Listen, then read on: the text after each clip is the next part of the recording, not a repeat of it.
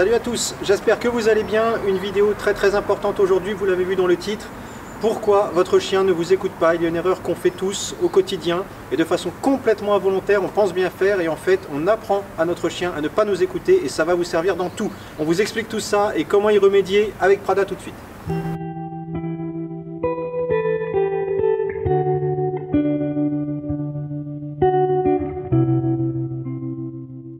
Allez, pour entrer dans le vif du sujet directement, cette erreur, quelle est-elle? Eh bien, c'est le fait de raisonner comme un humain et non comme un chien. De jamais se mettre à la place du chien et partir du postulat que le chien comprend tout ce qu'on lui dit, comprend le langage humain. Donc, on va lui apprendre à désobéir. Je vous montre quelques exemples et après, on en reparle. Le premier exemple, j'ai pas pris la laisse, mais vous allez vite comprendre. Si vous tenez votre chien, voilà, debout, et qu'il est en tension, et vous lui dites doucement, doucement, tu fais doucement, en le mettant en tension. Deuxième exemple, je l'ai évoqué un petit peu dans le tuto sur le lâche et le donne, tu prends? Ok. Allez, allez, joue. Oui. Ah, tu lâches. Ah, lâche. Ah.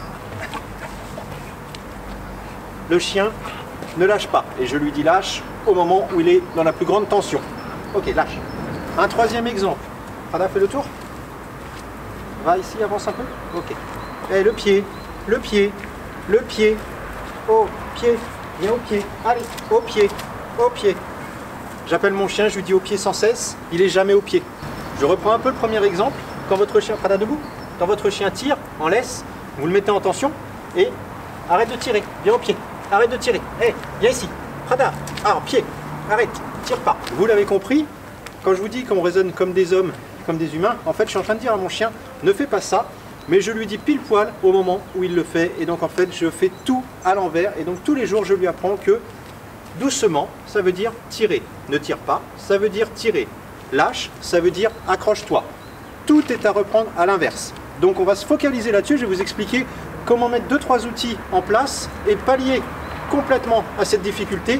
Et vous allez voir que vous allez avoir des résultats très rapides sur l'ensemble de votre éducation.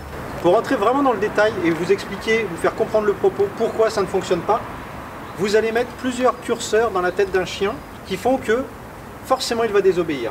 Si, Prada debout, là, oui. Si votre chien tire et que vous lui dites doucement, ne tire pas, vous êtes en train, rien que par le mot, de prononcer le mauvais ordre. Ensuite, ce qui se passe souvent, c'est qu'on fait plein de petits bruits parasites. Hey, hey, viens, oh, arrête, tire pas, viens. Il y a beaucoup trop de choses. Donc, le chien, il ne sait pas. C'est ne tire pas, plus le bruit, plus le haut-pied, plus tous les ordres que vous mettez au bout, les mots de arrête, stop, etc. Tout cet ensemble, c'est un brouhaha, donc il ne sait pas quoi faire. Donc, il continue son action. Ensuite, il y a la répétition. La répétition parce que régulièrement, vous allez reproduire exactement les mêmes mimiques, les mêmes mots, le même brouhaha. Donc, ce brouhaha, il est constant et donc le chien prend sa propre décision puisqu'il n'a pas d'ordre clair. Vous avez le ton, les mots, la gestuelle, tous les bruits parasites, les situations, parce que si vous le faites à chaque fois doucement, quand il y a un chien qui arrive et que le reste du temps vous ne travaillez pas le doucement, bien il va comprendre que doucement c'est d'aller vers l'autre chien, et ainsi de suite. Vous avez compris, je pense. Alors comment on fait? C'est très simple et pourtant compliqué parce que c'est au-delà de notre nature, on va dire. Donc, ce qu'on fait, c'est comme quand vous apprenez le assis. Prada, assis, assis c'est très bien, voilà. Donc si je vais apprendre le doucement à mon chien, qu'est-ce que je vais faire? Je vais surtout pas le mettre en tension, lui dire doucement, mais je vais le travailler dans un contexte neutre, comme ici. Prada, tu viens au pied, fais un tour. Et le doucement, c'est ça. Prada, je vais descendre le ton de ma voix, je vais faire des pas tout doucement, justement, je vais lui dire doucement, c'est ça que j'attends. Prada, doucement. Mais oui, c'est ça, doucement, voilà.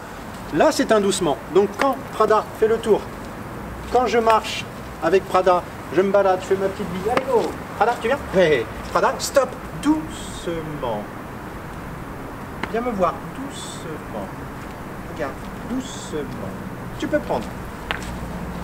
En fait, je le travaille toujours pareil en dehors des stimuli. Et derrière, je pourrais potentiellement graduer ma difficulté et le reproduire. Un doucement, c'est ça, c'est pas la laisse tendue, fait doucement. Et ça, donc comme je le disais, vous le faites sur plein d'ordres. Le assis, le coucher, etc. Vous avez vu des tutos, vous faites des choses bien sur ces ordres-là. Et dans le quotidien, quand vous êtes en situation de stress, c'est le naturel qui revient au galop et vous oubliez tout. Pour éviter de faire de la redite, je vous ai fait avec le doucement, mais vous pouvez le faire évidemment avec le lâche et le donne. Je vous renvoie au tuto précédent hein, sur la chaîne, on avait fait un petit tuto où je vous expliquais que le lâche et donne c'était pile poil au moment où l'action se produisait et non pas quand le chien est pendu, allez donne, allez donne, allez donne. Vous gaspillez vos chances et en plus vous lui apprenez à désobéir encore une fois. Maintenant qu'on a ça en tête, qu'est-ce qu'on peut faire au quotidien pour arrêter de faire du parasite en permanence? Eh bien c'est tout simple. Je vous parle de clarté, un ordre, c'est un ordre. Donc, on va réduire le nombre de mots, tout simplement. Alors, un exemple, votre chien tire. Il est en tension, simulation, allez, ça tire. Ok.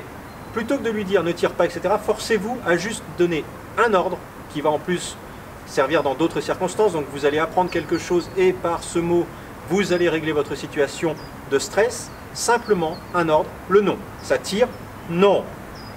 Prada. J'ai donné mon nom, maintenant, qu'est-ce que j'attends du chien? Prada, pied.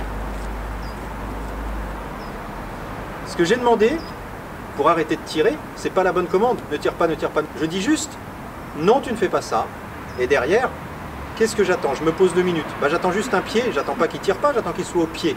C'est encore plus simple. Donc, je dis au chien, pied, c'est bien, je félicite. Allez, reprends ton petit bobois. C'est beaucoup plus lisible pour le chien d'avoir un non qui veut dire stop, l'action en cours, et derrière, j'attends ça. Le non ne fait pas ça, oui, je veux que tu fasses ça. 2 mots. 2 mots, ça va remplacer, et ça va être clair pour lui, ça va remplacer tous vos gestes, tous vos bruits parasites, tous vos ne fais pas, arrête, tout le stress que vous allez transmettre, etc. Vous allez dire, je suis un leader. Non, boum, c'est stop. Fais ça. C'est réglé en 2 minutes. Alors tout ça, ce que je vous dis, évidemment, c'est des heures d'entraînement, c'est du quotidien, de la répétition, mais de la répétition intelligente par toujours le même mot et on n'en déroge pas. Le pied, c'est le pied. Ça, il va l'entendre. La répétition, alors c'est plus dur parce que souvent, quand le chien part et que vous manquez de rappel, ce que vous faites, c'est que vous partez dans tous les sens. Allez, allez, allez. Alors ça, c'est bien, ça marche un premier temps. Mais derrière, il n'a aucune commande. Donc, si vous vous forcez à travailler toujours pied, pied, pied, ça va être peut-être plus compliqué, effectivement.